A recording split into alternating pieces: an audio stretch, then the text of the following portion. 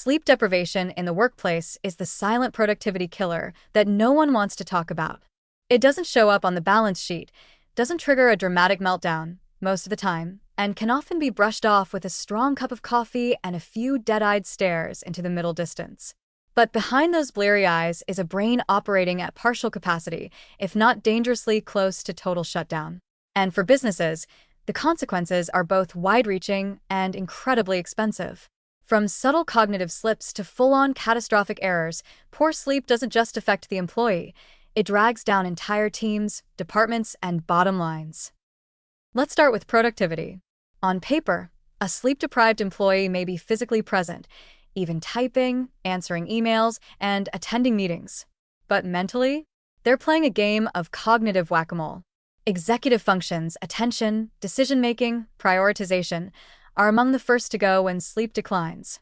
That means tasks take longer to complete, focus drifts constantly, and creative or strategic thinking basically gets outsourced to whatever leftover brainpower is available. This isn't laziness, it's a neurobiological deficit. Studies consistently show that even moderate sleep restriction, e.g., 6 hours a night for a week, leads to cumulative cognitive decline that can mimic the effects of being legally intoxicated. Yes, that's right. Your overly tired coworker trying to build that Excel model may as well be half a bottle of wine deep. Then there are the errors. Sleep-deprived workers are more likely to make mistakes, and not just harmless ones like forgetting to CC someone on an email. We're talking wrong prescriptions, accounting blunders, missed safety checks, and operational decisions that create ripple effects across entire systems. Industries with high-stakes environments, healthcare, aviation, transportation, and manufacturing, are especially vulnerable, where even minor errors can turn deadly.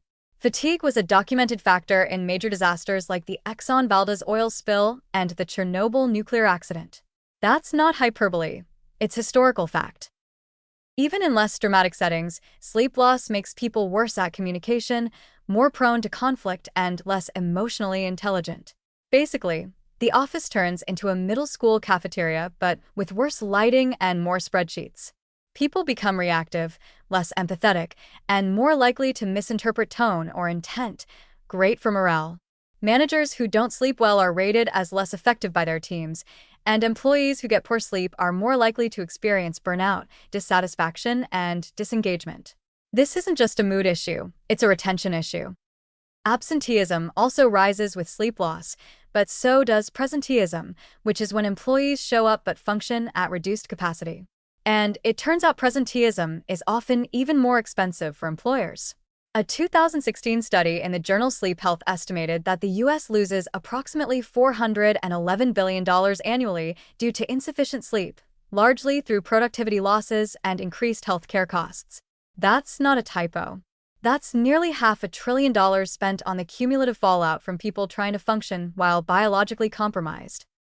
And if that weren't enough, sleep deprivation weakens the immune system, making employees more susceptible to colds, flu, and other illnesses. This means more sick days, more time off, more office germs, and more time spent reorganizing workflows to cover for someone who is taken down by a virus their well-rested immune system could have fought off in 24 hours.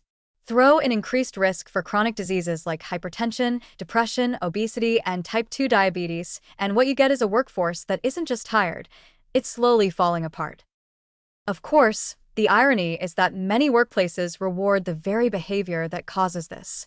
Long hours, always-on communication, late-night emails from leadership, these aren't signs of productivity, they're signs of a sleep-hostile culture. Employees often fear looking lazy if they log off too early, even if staying up another hour just means staring blankly at a screen while their brain quietly begs for mercy. The expectation of constant availability has turned sleep into a guilty pleasure rather than a basic necessity. And yet we act surprised when people burn out, break down, or begin crying over printer malfunctions. So, what's the fix?